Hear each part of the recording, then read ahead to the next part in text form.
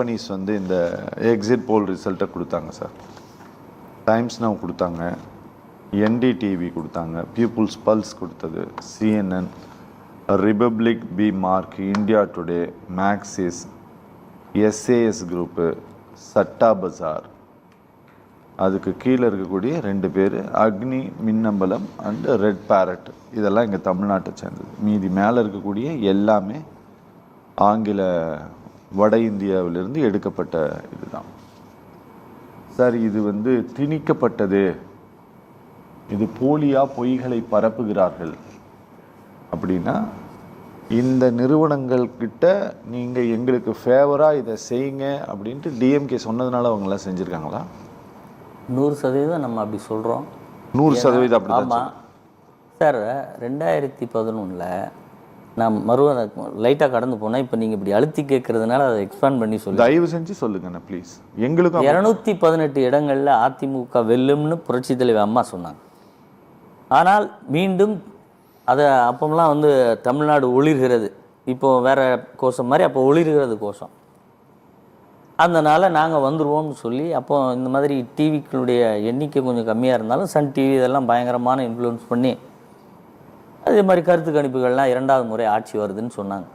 ஆனால் அதிமுக 203 இடங்களில் வெற்றி பெற்றது, அதிமுக கூட்டணி. இதுக்கு இந்த ஒரு சாம்பிள் வந்து நான் உங்களுக்கு தெளிவாக போடுறேன். இதே மாதிரி தேர்தல் பணிகளில் தம்பி கேட்டார் திமுகவை குறை சொல்ல முடியுமான்னு.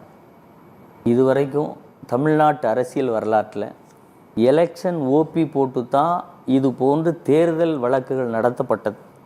ஆனால் ஒரே ஒரு தேர்தல் ரிட் பெட்டிஷனில் சென்னையில் நடந்த மாநகராட்சி தேர்தல் அனைத்தையும் ரத்து செஞ்சுருக்காங்க, மால் ப்ராக்டிஸ் நடந்துச்சு, த ஓட்டர்ஸ் ஆர் இன் த்ரெட் அப்படின்னு சொல்லி அந்த ஜட்ஜ்மெண்ட் எழுதியிருப்பார்.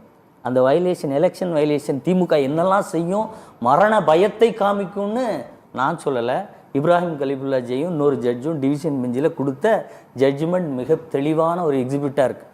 அதை எடுத்து போட்டிங்கனாலே திமுக எப்படியெல்லாம் செய்யும், ஏன் இந்த கடிதத்தின் தேவை அதிமுக தலைமையிடமிருந்து வருகிறது அப்படிங்கிறத நாங்கள் இந்த இடத்துல அழுத்தி ஏன் சொல்கிறோன்னா அது காரணம் இருக்குது. அடுத்து இது இப்போ மட்டும் இல்லை, இது வந்து ரொட்டீன் ப்ராசஸ். இப்போது SIR எதிர்த்தாங்க, அது தேர்தல் ஆணையம் பிஜேபியிடம் இருக்கிறது. யாராவது ஒரு ஓட்டர்ஸ் குடிமகன்கள் பெரிய அளவில் இன்றைக்கி பேசலை. நாங்கள் போய் உள்ளே வேலை பார்த்தோம். அப்போது சென்ட்ரல் கவர்மெண்ட் அங்கே இருக்க தேர்தல் கமிஷனை உடைச்சி உள்ளே போய் வேலை பார்த்துருக்கீங்கல்ல, நீங்கள் சொல்கிறீங்க நாங்கள் யதார்த்தமாக நடக்குது தேவைதான் அப்படின்னோம். ஆனால் ஒரு கிட்டத்தட்ட 1.5 மாதம் அந்த மாதிரி நடத்திப்போமாங்க சார் டிபேட்டு. அதில் அந்த SIR வார்த்தையை கேட்டாலே அப்படி புலி சிங்கம் மாதிரி பாஞ்சாங்கல்ல. இப்போ என்ன ஆச்சு அதனுடைய தன்மை? இப்போ அது ஒன்றுமே இல்லைன்னொன்னே நாங்கள் தான் வேலை பார்த்தோம். அந்த நாங்கள் தான் வேலை பார்த்தோம் இருக்குல்ல, அது பூத்து அதுதான் நான் முதல் தொடக்கத்தில் சொன்னேன். கவுண்டிங்கில் இந்த எண்ணிக்கைங்கிறது ரொம்ப முக்கியம். அந்த எண்ணிக்கையில் உட்காந்து ஒரு 45 ஓட்டை அங்கே மைனஸ் பண்ணியோ இல்லை கவுண்டிங்கில் மாற்றி சொல்லி நீங்கள் மெஷினு என்ன வேணால் வச்சுருங்க, முடிச்சு சர்டிஃபிகேட்டை கொடுத்துட்டா முடிஞ்சு போச்சு, அவ்வளோதான் முடிஞ்சு. அதுக்கப்புறம் நீங்கள் ஓபி தான் போட்டு வரணும், அது செல்லாது. அப்போ அந்த இடம் வந்து எவ்வளவு நுணுக்கமான இடம், இதை இவர்கள் செய்திருக்கக்கூடியவர்கள் ஈவன் வாக்களிப்பதிலே மரண பயத்தை காட்டக்கூடிய அளவுக்கு திமுகவினுடைய தேர்தல் பணிகள் அதுக்கான முன்னுதாரணங்கள் இருக்கும்போது அதனாலதான் இப்படி இந்த அறிக்கை வந்திருக்கு.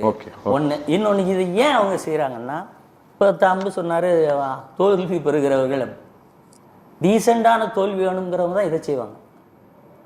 டீசெண்டான தோல்வி வேணும். எப்படி வந்து அன்றைக்கு நாங்கள் மீண்டும் ஆட்சி அமைக்கும்னு சொன்னபோது எதிர்கட்சி அந்தஸ்து கூட கிடைக்காம போச்சு இல்லையா, அப்படி மரண தோல்வி அடையக்கூடிய நிலைமையில் இருக்கிறவங்க தான் இந்த இடத்துக்கு போவாங்கங்கிறத நாங்கள் சொல்கிறோம்.